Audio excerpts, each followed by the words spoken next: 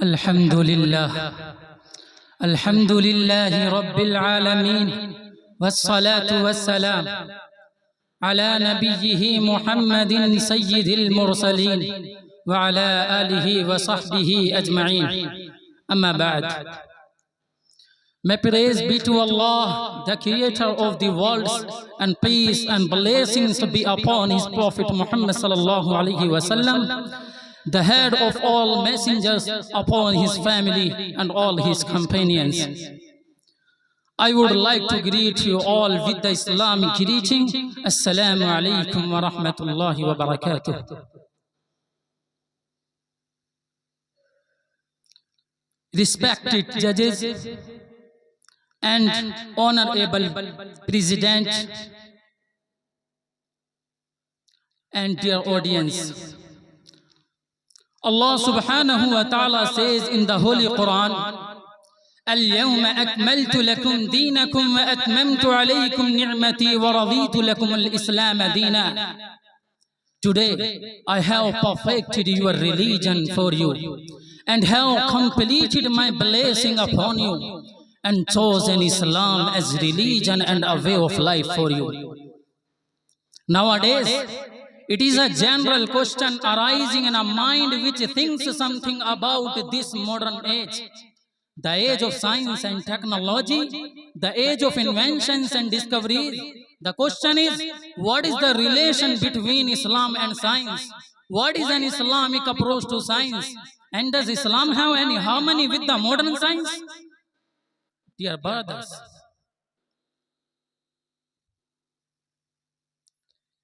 first of all, it is necessary to clarify that Islam is the eternal and perfect religion of Allah. It is in a complete harmony with human nature, so it can never be contrary to the laws of nature. Its teachings and doctrines can run with the ups and downs of every age. Its basic rules and fundamental doctrines cannot accept any change. Allah subhanahu wa ta'ala has perfected it and regarded it as the favorite religion forever. As he said, Inna deena inda Allahi Islam. Truly the recognized religion in the sight of Allah is Islam. Dear audience, it should also be noted that science is of two types. First is experimental. It comprises experiment and experiences. The second type consists of theories and concepts. The first type of experimental science is in complete accordance with Islam. It does not go against Islam in any way. Rather, it has proved Islamic teachings and concepts with its discoveries and inventions like science of medicine, agriculture, and so on. While the other kind of science which carries theories and concepts, it does not favor the Islamic concepts at various occasions, like the theories about the universe, the sun, the sky, etc. But it may not harm Islam, because we believe and the history of Islam testifies it that Islam is true whatever it says, though we know not. We know science accepts changes time to time. Therefore, we come to a conclusion that the points where science has any difference with Islamic concepts, it has gone astray and lost the right path. And once it will reach its real destination, it will testify the Islamic concept. Dear brother and elders, in short, science does not create any problem for us. Not only it favors Islam the most, but also it testifies its truth. The Holy Quran and Hadith are best matched with science. Rather, they are a reliable source of information for the scientists. Let me say that the Quran and Hadith does not need science for their reliability. Rather, science needs these sources to justify itself. Islam not only approves science, rather it is the founder of modern science. Muslim scientists of Middle Ages made tremendous progress in the field of medicine.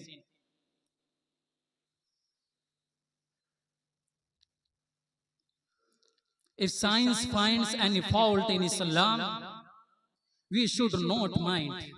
In fact, science should not play any part to increase or decrease our iman. We should strongly believe that the truth lies only in what Allah subhanahu wa ta'ala and His Messenger, Allah bless him and give him peace, have said. The Holy Quran says, وَمَنْ أَصْدَقُ مِنَ اللَّهِ قِيلًا وَمَنْ أَصْدَقُ مِنَ اللَّهِ حَدِيثًا. Who is more truthful in his word than Allah? I end up my speech here. Thank you so much for listening to me. And the end of our call is praise be to Allah, the Lord of all the worlds. Wassalamu alaikum wa rahmatullah. Alhamdulillah. Alhamdulillah Rabbil Alameen. والصلاة والسلام على سيد الأنبياء والمرسلين وعلى آله وأصحابه أجمعين. May praise be to Allah, the creator of the worlds, and peace and blessings be upon his Prophet Muhammad sallallahu alayhi wasallam, the head of all messengers, upon his family and all his companions. Respected teachers, dear audience, first of all, I would like to greet you all with the Islamic greeting, Assalamu alaikum wa rahmatullahi wa barakatuh. Dear audience, today on this special occasion, I am going to deliver speech on the topic of Indian Independence Day. As you know very well, it's the most important day for all Indian citizens. It's the day when we got freedom from British rule after many years hard struggles by the great freedom fighters of India. We celebrate this day every year on the 15th August 1947 for the sacrifices of our great freedom fighters and our ulama who sacrificed their lives for making India free. Dear audience, today in all over India, there are many programs and celebrations are held for remembering of our great freedom fighters. But unfortunately, the role of Muslims and sacrifices of our ulama who sacrificed their lives for freedom are not mentioned anywhere. That's why today I am going to talk about the real heroes of freedom and full history of Indian independence. Dear audience, as you know very well, before 1947, the British government used to be in India. The British came in India for trade purpose. Later they established the East India Company and became more powerful. In 1757, the first military force came in India, which was led by Robert Clive and fought against Nawab Siraj-ud-Dawla at Plassey Field. Because of Mir Jafar's disloyalty, the British force defeated Nawab Siraj-ud-Dawla. Since then, the dark days of India had started and the East India Company transformed from trader to ruler. Respected brothers, after the Battle of Plassey in 1757 and later the Battle of Buxar in 1764, the East India Company became a political power and ruled separately till 1947. But after 1857 independence battle, the British Crown ruled till 1947. Such as the British Raj ended on the 15th August 1947 after many struggles and sacrifices of our ulama, Hindu, Muslim, Sikh and Christians. When they all fought against British, then they had to go back from India and our lovely country became a free country. Respected brothers, Today, if we are free and take the breath of freedom, it's because the sacrifices of our ulama who fought against British and sacrificed their lives. But it's very regret that today we are said to go to Pakistan. We are said a traitor. We are considered danger for the safety of our country. There is a biggest misconception propagated that Muslims have divided our country and they have no any rule in getting Indian freedom, which is totally baseless and fully wrong. In fact, if Muslims didn't take part in Indian freedom struggle, then India would never become free from British rule, because the real enemies of British were Muslims. It's because the British snatched political power from Muslims and Mughal emperors. Many Muslims and Mughal emperors sacrificed their lives for freedom, such as Nawab Siraj-ud-Dawla, Hyder Ali, Tipu Sultan, Shaykh al-Islam Hazrat Maulana Hussain Ahmad al-Madani, Shaykh al-Hind Hazrat Maulana Mahmud al-Hasan Deobandi. The list is so long. My dear audience, when the British found Hindu-Muslim unity against themselves, they played unprecious political card, divide and rule on religious days. Let me tell you that the rule of Muslims in 1857 Battle of Independence, almost 51,000 ulama were hanged. There were no any trees between Red Fort and Chandni Chowk on which ulama were not hanging. Thousands of ulama were burnt alive and millions parts of the Holy Quran were burnt. It's because they endorsed fatwa against British. Dear audience, now I would like to ask you, how can you forget that the first person who endorsed fatwa against British was not anyone but a Muslim? How can you forget that the first person who fought against British was not anyone but a Muslim? How can you forget that the first person who said sare jahan se acha Hindustan hamara hum bulbule hai iski ye gulsita hamara was not anyone but a Muslim? How can you forget that the first person who sounded the slogan of Inqilab Zindabad was not anyone but a Muslim? My dear brothers, how can you forget these sacrifices of our ulama? Let me tell you, till 1857, only Muslim fought against British. After 1857, Hindu, Sikh and Christian brothers took part in Indian freedom struggle.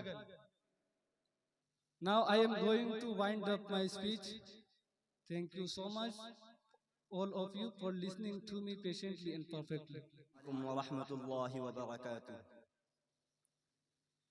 الحمد لله ناصر المستضعفين وهادي الهائرين، والصلاة على من بعث بالدليل المبين وعلى آله وأصحابه أجمعين. أما بعد، فأعوذ بالله من الشيطان الرجيم. بسم الله الرحمن الرحيم.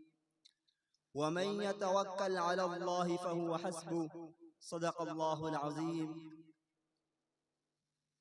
وقال النبي صلى الله عليه وسلم: لا تحقرن من المعروف شيئا، أو كما قال عليه الصلاة والسلام. Esteemed observer, dignified judges, respected teachers and dear friends, my topic today is the power of one. How one can change the world. Dear audience, have you ever felt too small to make a difference, too ordinary to bring about change? Well, today I declare, yes, one person can spark change. One spark can ignite flame. One voice can awaken a nation. One person can rewrite history. As someone wisely said, one spark can set the dark on fire. One voice can lift a nation higher. Dear friends, like many of you, I come from a humble background, but I carry a dream in my heart. a dream to serve my people, a dream to educate hearts, and a dream to awaken minds. I still remember a boy, poor and unnoticed, yet determined. Today he inspires others through teaching. Just like our Prophet Muhammad sallallahu alayhi wasallam, who was once unknown, now a mentor to millions. That's the power of one. They said, "You are just one. What can one person do?" And I replied, "One candle can light 1,000 more, and so can you." Respected listeners, look around the world. When Malala Yousafzai stood up for girls' education, she was just one, but her voice shook the world. Nelson Mandela spent 27 years alone in prison, but walked out with forgiveness and changed the face of South Africa. And above all, Bilal radiallahu ta'ala endured torture on the burning sands, yet he rose with unshakable faith and became the powerful voice of Islam. When Prophet Muhammad sallallahu alayhi wasallam stood alone on Mount Safa, calling to the way of Allah, he was seemingly alone, yet his message transformed the world. The Quran declares, إن الله لا يغير ما بقوم حتى يغيروا ما بأنفسهم. Indeed, Allah does not change the condition of a people until they change what's within themselves. Surah Al-Ra'd, chapter number 13, verse number 11.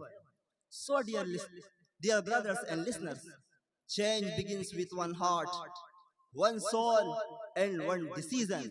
Never let the world convince you that you are too weak or too young, because within you lies the power to uplift, inspire, and change the world. As someone beautifully said, when the world says you cannot stand, faith whispers gently, hold my hand. Esteemed companions, maybe you will innovate a grand scientific idea, write an inspiring book, raise a visionary leader, or transform a life with one heartfelt dua. As Prophet Muhammad sallallahu alayhi wasallam said, خَيْرُ النَّاسِ أَنْفَعُهُمْ لِلنَّاسِ. The best of people are those who benefit others the most. Musnad Ahmad, hadith number 26925. So remember, you don't need to shine fast and bright. You just need courage. You just need courage, sincerity, and trust in Allah. As Allah says in the Holy Quran, وَمَن يَتَوَكَّلْ عَلَى اللَّهِ فَهُوَ حَسْبُهُ. And whoever puts his trust in Allah, He is sufficient for him. Surah Al-Talaq, chapter number 65, verse number 3.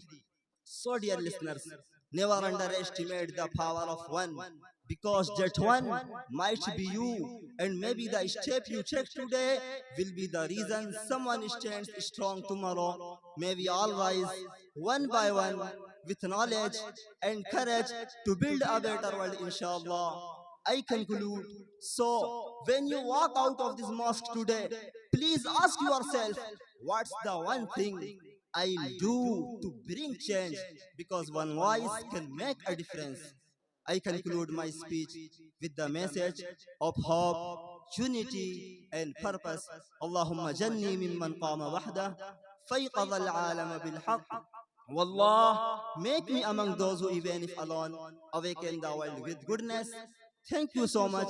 Stay inspired and steadfast. Wassalamu alaikum wa rahmatullahi wa barakatuh.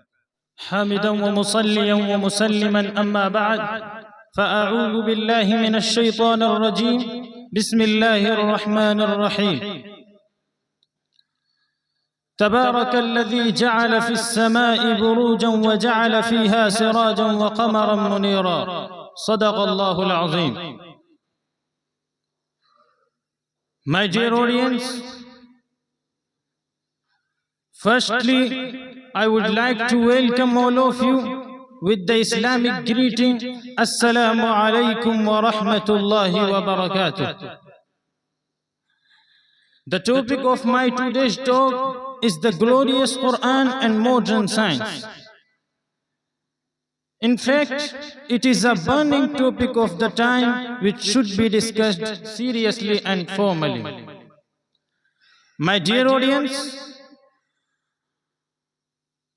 nowadays the most common question arises in our mind that what is the relation between Quran and modern science, and what is the Islamic approach to the science.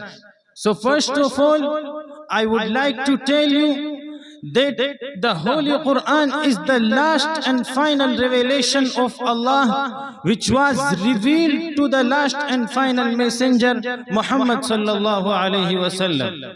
The Holy Quran claims that it is the words of Almighty Allah. All the words of Holy Quran are the words of Allah. No change has been made in it, nor anything is missing in it. My dear audience, previous hundreds years ago, it was the age of miracle, but the Holy Quran is the miracle of miracles. More than thousands years back, it was the age of poetry and literature. Muslims and non-Muslims believed that the Holy Quran was the best of Arabic literature on the face of the earth. But today, neither the age of poetry nor the age of miracle, but it's the age of science and technology. That's why I would like to tell you that what is connection between Quran and modern science. My dear audience, according to Albert Einstein, who was the physicist and Nobel Prize laureate, he said, science without religion is lame, and religion without science is blind. But I remind you that the Holy Quran is not a book of science, but it is a book of Almighty Allah. As well as I would like to tell you that all the inventions, creations and discoveries were mentioned in the glorious Quran 1400 years ago. Such as the scientist says today, the light of the moon is reflected from the light of the sun. Yes, it was mentioned in the glorious Quran 1400 years ago.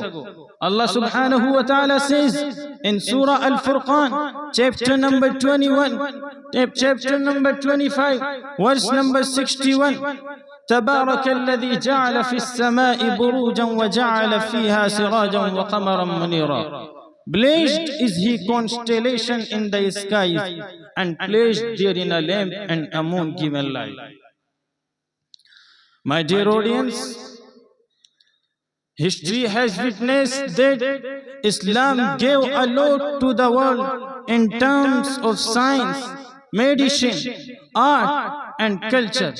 Muslim doctors and scientists thought deeply over the Quranic verses, and they discovered various new things in the light of Quranic verses. It is reported that our Prophet Muhammad sallallahu alaihi wasallam said, there is no disease for which has not sent a cure. Because of this hadith, Muslim doctors began to discover useful medicine for treating different kinds of illness, and they had been succeeded. My dear audience, at last, I would like to tell you that the Holy Quran and Hadith doesn't need science, rather science, and technology needs these sources to justify itself. The Holy Quran and Hadith doesn't approve modern science, but it is the founder of modern science and technology. Here I conclude my speech. May Allah give us the real taste of Quran and Hadith. Assalamu alaikum wa rahmatullahi wa barakatuh. Alhamdulillahi li ahlihi wa salatu wa salam ala ahlihi amma ba'd.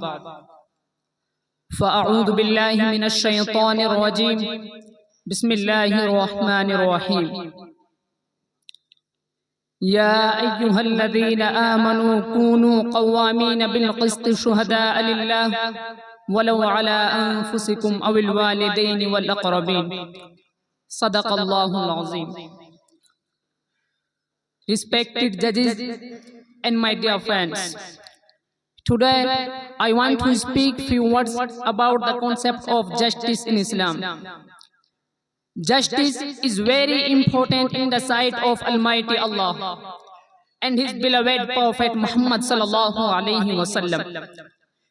Because Allah is just and He wants justice. According to the Holy Quran, establishing of justice is one of the essential goals for sending the prophets and revealing the divine scripture. The Holy Quran teaches us that justice is a supreme virtue and it should be done in every condition. That's why Almighty Allah mentioned this topic not in one place but 7 places of the Holy Quran. Almighty Allah commands Muslims to judge with their friends, parents, relatives, even themselves. Allah says in Surah Muhammad, Allah says in Surah Al-Nisa, verse number 135, يا أيها الذين آمنوا كونوا قوامين بالقسط شهداء لله ولو على أنفسكم أو الوالدين والأقربين إياكم غنيا أو فقيرا فالله أولى بهما. O you believers, stand out firmly for justice as witness to Allah. Even it to be against yourselves, your parents, your relatives, or whether it is against the rich or poor. Justice should not be done only with Muslims, but Almighty Allah commands us to maintain justice and transparency with non-Muslim also. Allah says in Surah Muhammad, verse number 8, لا ينهاكم الله عن الذين لم يقاتلوكم في الدين ولم يخرجوكم من دياركم أن تبروهم وتقسطوا إليهم إن الله يحب المقسطين. And Allah does not forbid you as regard those who did not fight you on account of faith and did not expel you from your homes, that you do good to them and deal justly with them. Surely Allah loves those who maintain justice. In the light of these verses, you might have known that how much importance of justice in the sight of Almighty Allah. But in spite of that, if anyone doesn't maintain justice, Allah says for him in Surah Jinn, verse number 50, وَأَمَّا الْقَاسِطُونَ فَكَانُوا لِجَهَنَّمَ حَطَبًا. As for those who are injustice, they are fired for hell.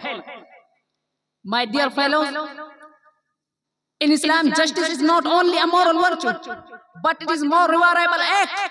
It is reported that the Prophet Muhammad, peace be upon him, said, there are 7 categories of the people whom Allah will shelter under His shade on the day of judgment, when there will be no shade except His. One of them is just leader.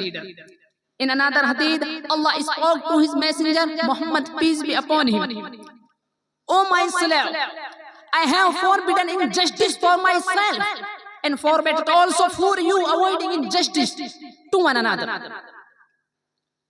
My dear fellows, Islam forces Muslims to hold justice and fairness with people in every condition. And Muslim must avoid injustice because injustice destroys the peace of humanity. And it's impossible to find peace without establishing justice. Here I end up my speech. Thank you all great people for paying heed to my words. Thank you so much and have a fantastic day. Wa akhiru da'wana anil hamdulillahi rabbil alameen.